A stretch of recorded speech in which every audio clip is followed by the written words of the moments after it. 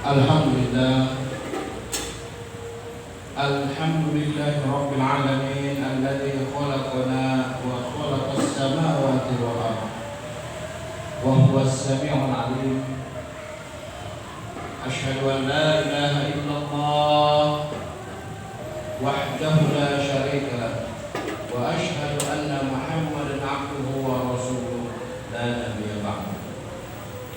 Allahumma shalli wa sallim ala nabiyyil karim Sayyidina Mustafa Rasulullah sallallahu alaihi wasallam wa ala alihi wa ashabihi wa dzurriyyatihi ajma'in, amma ba'd. Fa ya ayyuhal muslimun, inna Allah ta'ala yaqulu fil Qur'anil 'azim, a'udzu billahi minasy syaithanir rajim. Bismillahirrahmanirrahim. Ya ayyuhalladzina amanu taqullaha haqqa tuqatih wa la tamutunna illa wa antum muslimun.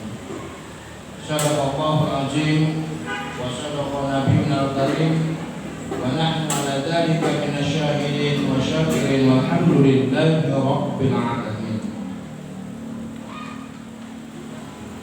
Jamaatul muslimin rahimakumullah, sebelum khatib melanjutkan isi khutbah, khatib ingin menyampaikan pesan baginda Rasulullah sallallahu alaihi wasallam terkait dengan pelaksanaan sholat Jumat. Rasulullah sallallahu alaihi wasallam pernah bersabda, "Idza kunta li sahibika ansit wal imamu fil minbar faqad laqaita." Yang artinya kalau kita bahasa Indonesia kan adalah Rasulullah pernah bersabda, apabila engkau berkata kepada temanmu diamlah, pada saat itu khatib sudah berada di atas mimbar, maka berarti engkau telah melakukan perbuatan yang sia-sia. Sejenak marilah kita dengarkan khutbah singkat kita di hari Jumat yang penuh barokah ini. Semoga kita semua mendapatkan rahmat dari Allah. Amin ya rabbal alamin. Sidang jamaah Jumat rahimakumullah, sebagai hamba yang lemah, kita dituntut untuk senantiasa bersyukur kepada Allah Subhanahu wa taala. Karena memang hanya Allah lah yang pantas untuk kita sembah, hanya Allah lah yang pantas untuk tempat bersyukur kita. Harapannya dengan syukur kita dapat mendapatkan berbagai lebih kenikmatan lagi dibanding yang sebelum-sebelumnya. Harapan juga seiring dengan pertambahan nikmat, kita juga diberikan nantinya oleh Allah kemampuan untuk mempertanggungjawabkan nikmat-nikmat tersebut pada saat Allah nanti di yaumul mahsyar memintakan kepada kita pertanggungjawab dari semua nikmat yang telah diberikannya. Sholawat dan salam tak lupa marilah juga kita memperbanyak, kita sampaikan kehadiran baginda Rasulullah SAW. Rasulullah pernah bersabda, "Man shalla 'alaiya marratan sallallahu alaihi biha asyra." Barang siapa yang berselawat kepadaku sekali, kata Rasulullah, maka Allah akan balas karena selawat itu sebanyak 10 kali. Dengan memperbanyak selawat juga kita berharap kita dianggap oleh Allah Subhanahu wa taala sebagai salah seorang umat Nabi Muhammad sallallahu alaihi wasallam, dan juga kita diberikan kesempatan untuk mendapatkan syafaat pada saat syafaat itu benar-benar nanti kita butuhkan di yaumil mahsyar. Amin ya rabbal alamin. Sidang jamaah Jumat rahimahullah, kita baru saja memperingati Hari Proklamasi Republik Indonesia, Hari Kemerdekaan negara kita, negara Indonesia, yang mana proklamasi dan Hari Kemerdekaan ini sudah kita rayakan kira-kira sebanyak 76 kali. Namun ada beberapa hal yang perlu kita garis bawahi, yang perlu kita jadikan refleksi dalam kehidupan kita, bahwasanya perjuangan dan kemerdekaan yang diraih oleh bangsa Indonesia ini tidak terlepas dari perjuangan para kaum santri yang pernah ada hidup di negara kita, insan-insan pesantren, orang-orang terpelajar Islam yang memperjuangkan kemerdekaan ini sampai akhirnya kita bisa memproklamirkan kemerdekaan tersebut. Dalam sejarah kita bisa melihat seperti Kiai Haji Ahmad Dahlan, seperti juga Kiai Haji Hasyim Asy'ari, yang mana resolusi jihad yang dikeluarkan oleh Kiai Haji Hasyim Asy'ari ketika itu bisa mengobarkan semangat juang yang tinggi bagi para generasi muda ketika itu, sehingga siap berkorban untuk negara kita, berkorban untuk merebut dan mempertahankan kemerdekaan. Dulu ada resolusi jihad yang dikeluarkan oleh Kiai Haji Hasyim Asy'ari. Resolusi jihad itulah secara de facto dalam sejarah sudah membangkitkan semangat. Dengan kata lain, jihad itu sebenarnya bagian dari yang mengembangkan, mengobarkan semangat pemuda Islam ketika itu.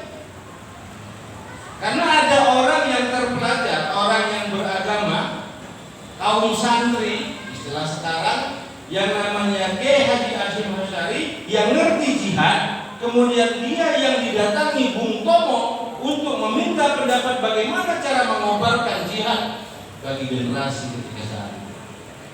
Dia kaum santri, dia mengetahui bagaimana penempatan dari jihad, dan ternyata jihad ketika itu dengan bentuk semangat berperang berhasil menjadikan kita merebut dan mempertahankan kemerdekaan.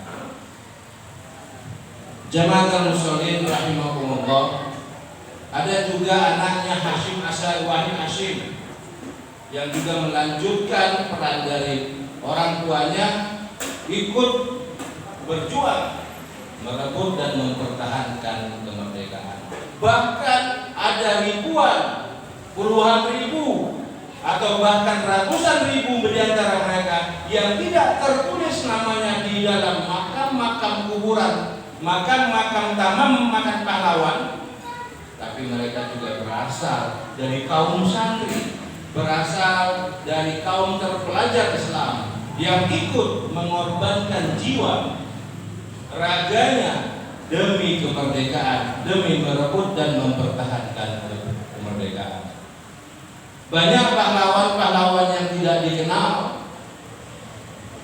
bahkan banyak pahlawan-pahlawan yang belum dianggap pahlawan oleh negara kita ini, tapi memang telah mengorbankan jiwa dan raga mereka untuk kemerdekaan kita. Mereka-mereka ini juga ternyata tidak sedikit yang berasal dari kaum santri. Dengan kata lain, kaum terpelajar Islam, kaum santri telah memberikan kontribusi kepada negara kita ini untuk bisa merebut dan mempertahankan kemerdekaan. Kalau kita lihat bagaimana bentuk perjuangan mereka, tentu mereka adalah orang-orang yang mengerti agama, kemudian mengimplementasikan, menerapkan ilmu agama itu dalam bentuk perjuangan membela negara, perjuangan merebut dan mempertahankan kemerdekaan. Karena dasar-dasar fondasi perjuangan dalam perspektif Islam itu sudah mereka kuasai. Maka ketika implementasinya sangat mudah untuk menerapkan ilmu yang sudah mereka belajar.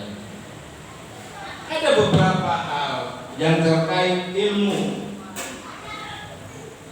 yang terdapat dalam kandungan ajaran agama Islam yang kira-kira ketika itu juga dipegang teguh oleh saudara-saudara kita, para pejuang-pejuang kita, termasuk di dalamnya para pejuang yang berasal dari kaum santri.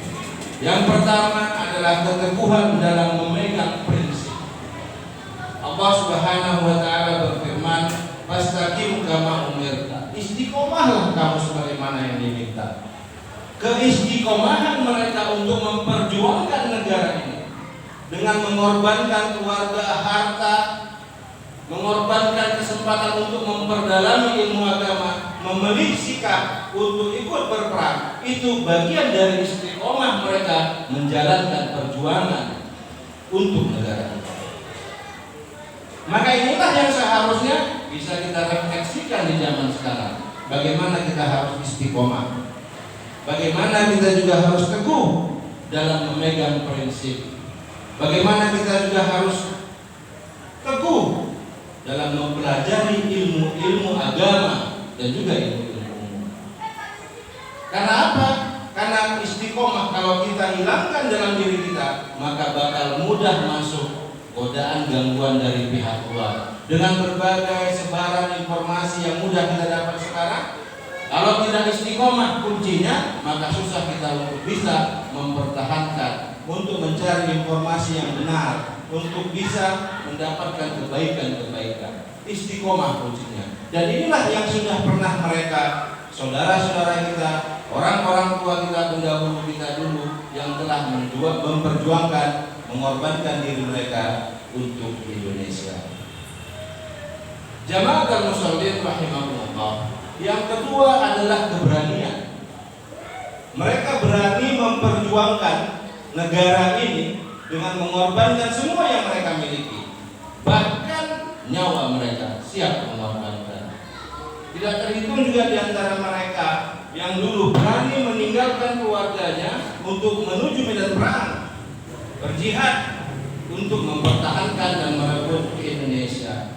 Maka ketika itu